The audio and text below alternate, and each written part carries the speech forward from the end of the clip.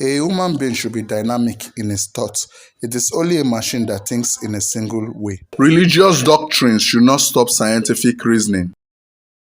It is true that every knowledge in the universe is spiritual. Even science, magic, and sorcery came from the spiritual plane. Most people become too scientific to the point that they reject religious teachings.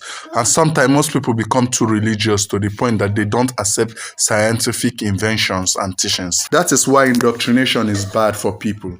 It traps the mind in a pool of words. Words are spirits and words are life. That is why it is good for one to guide their hearts with all diligence, because out of it flows the issues that concerns all their life. The best way for one to think is for the person to think all-rounder.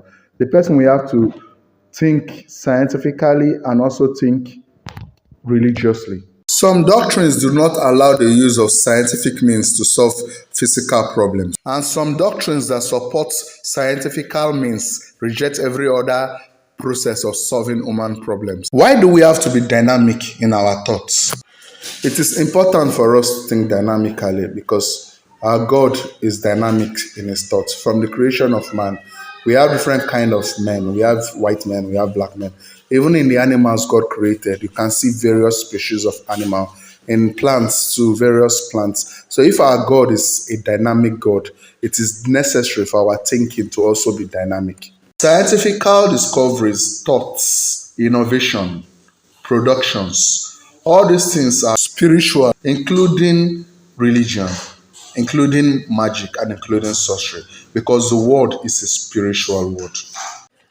It is wrong for a scientist or someone who thinks scientifically to think that those that are religious or those that think religiously are wrong, or the magical people should think that the scientific people are wrong, or the sorcerers should think that those that are religious or scientific are wrong, because all these things are spiritual. God that created the universe is skilled in every knowledge and every aspect of life.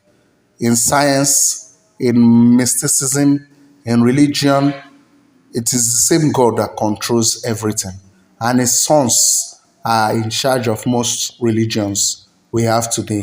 That is why it is bad for your religious thoughts to stop your scientific reasoning, or your scientific thoughts to stop your religious reasoning. Everything that is coexisting is part of the spiritual. The true God is not a religious God, but a God that works with relationship. So it is wise not to think that every other aspect of life is wrong. Working with God does not have to do with whether he is right or whether he is wrong. Working with God has to do with your loyalty to God.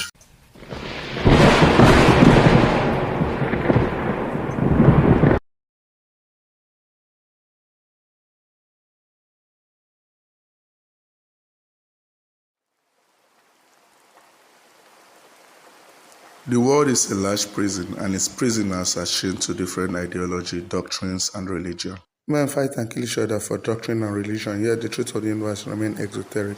There are two classes of people in the world, the strong man and the weak man. The strong man is rich and has power, and the weak man is poor and powerless. The strong and the rich rules over the poor and the weak. There is no riches without power. It is not wise to put your trust on any ideology, doctrine, or religion. It is better not to judge any person or system, but know that everywhere is a jungle. Trusting any system blindly is stupid. Life is about survival of the fittest. The rich and the powerful will do anything to get richer and stronger. Even if the poor has to die, the goal of the rich is to have total control of the poor masses, even if they have to use telepathic device to control their minds. So why can't they interfere with religion, doctrine, or ideology? The rich and the poor never learn the same thing. It is wise never to snooze any opportunity to make money. Just be wise and be calculative. As a man thinks so easy, this is why we have to guard our heart from ideological imprisonment. To ensure our survival, we have to be free mentally. Now, is God an ideological figure? He is I am that I am. It can be ideological to one person and real to another. But no matter how wise you get, remember, the fear of God is the beginning of wisdom. Never stop fearing God. The word of man is a footstool for God. A wise man will always worship and fear God because he is our creator and we are created beings.